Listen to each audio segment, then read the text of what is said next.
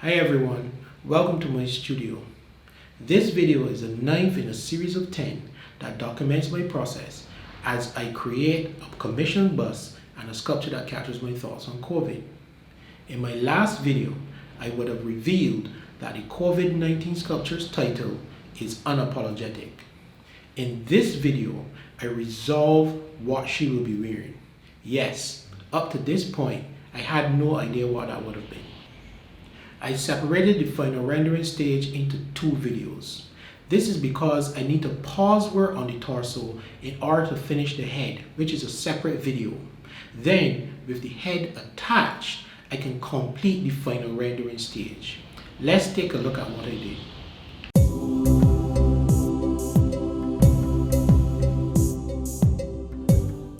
With the clay version of the head finished, I restart work on the torso.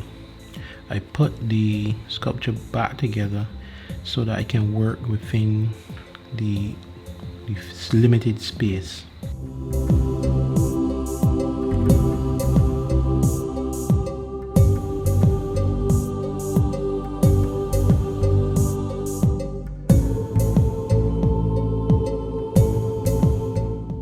This is in preparation for the next step, which would be to add her clothes. At this point, I'm not really sure what she's going to wear, but all I need is to build out the torso to the final size that I can add the clothes, whatever I decide to do at that point in time.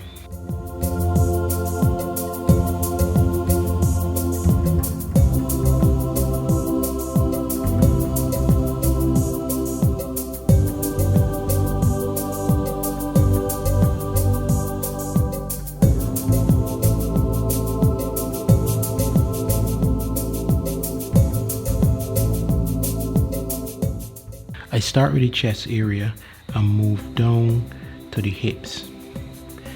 I'm not looking to add any detail at this point. I'm just looking to add the volume in the correct shape.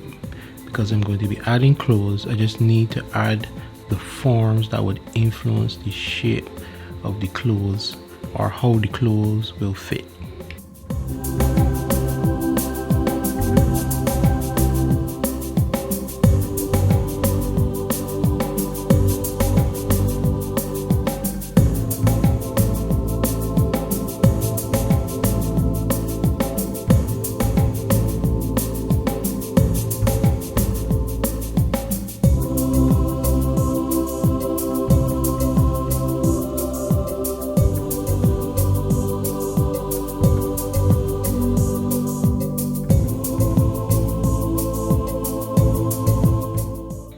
You would have realized that I decided to use the mask for her clothing. I did this because I wanted to highlight the mask as a form of protection. So I decided to do that by associating the mask with the concept of body armor. Because because you can tell that people are not taking the mask as seriously as they should. In order to achieve this, I did a small maquette to the scale of a mask, and then I put the mask on the miniature torso so I could get an idea how it would look. Next, I started to apply the wireframe to build out the basic form and shape of the mask. You can see now why it was important to build the torso out to the correct size, because the underlying forms of the torso actually affect the final shape of the mask. And yes, I did the same thing with the maquette, where I made the basic form as well on the maquette and then applied the mask so that the shape that I'm copying from the small maquette would be true, or would be correct.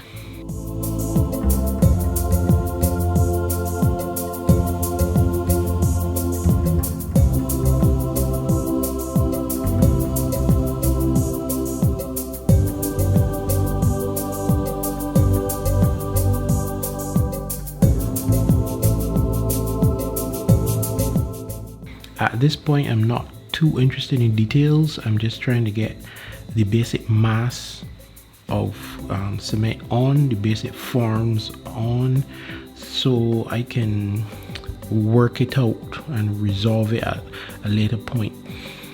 This, as you have known from other videos, getting that first layer of cement on is not easy, so I'm just focusing on getting a layer on that I can then manipulate and refine a little later.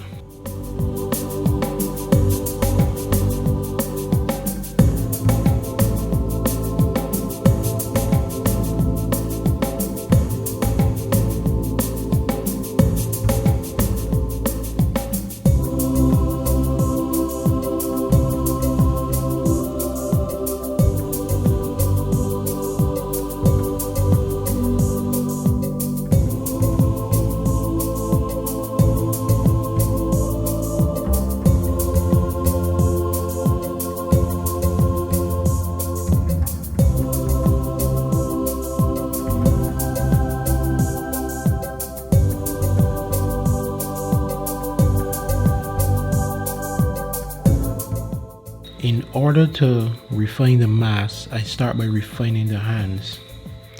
This is important because all elements of the sculpture work together, and I need the hands to the correct scale so that I can render the mass to the correct scale. That is why it was important as well to have the head, the clay virgin head finished, because the clay virgin head needs to be rendered to the right scale of the torso, or I should actually say the torso needs to be rendered to the correct scale of the head, and the mass need to be rendered to the correct scale of the torso. So I start by building out the hands as well.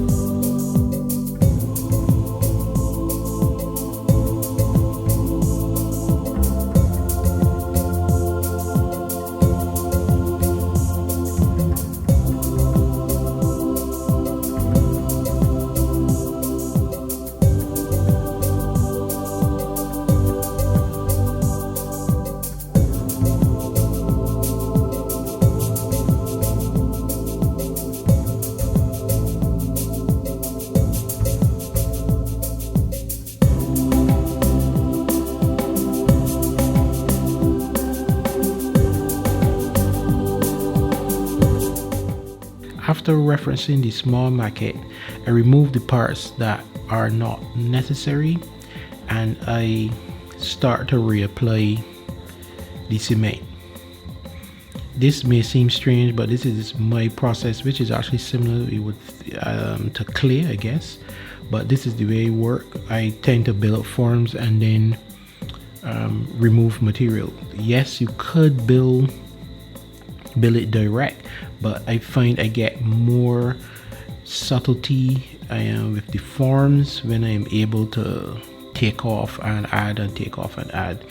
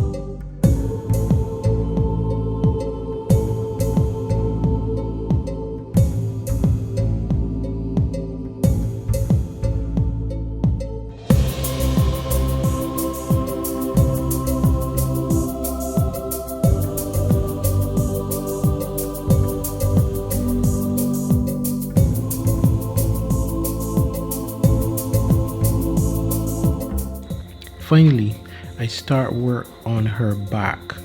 You will notice that the mask covers only half of her torso. I did this on purpose to highlight the fact that the mask is not 100%. The mask does not offer 100% protection.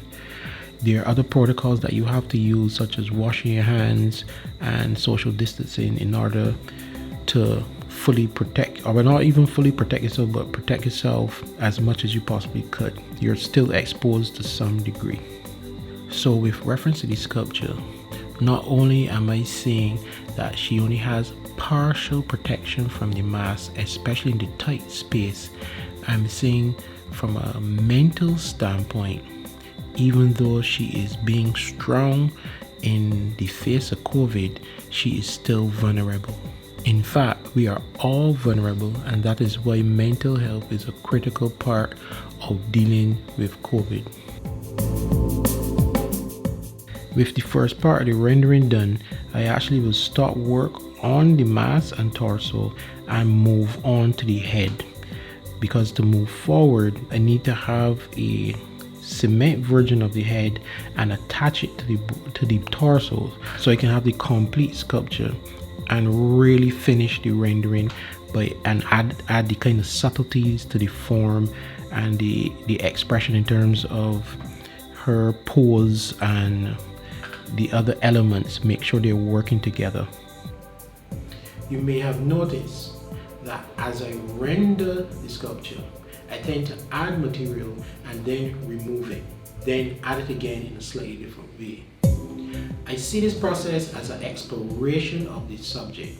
I'm searching for the particular feeling that I want to achieve. This process tends to complement my intuitive approach. Hope you enjoyed the video.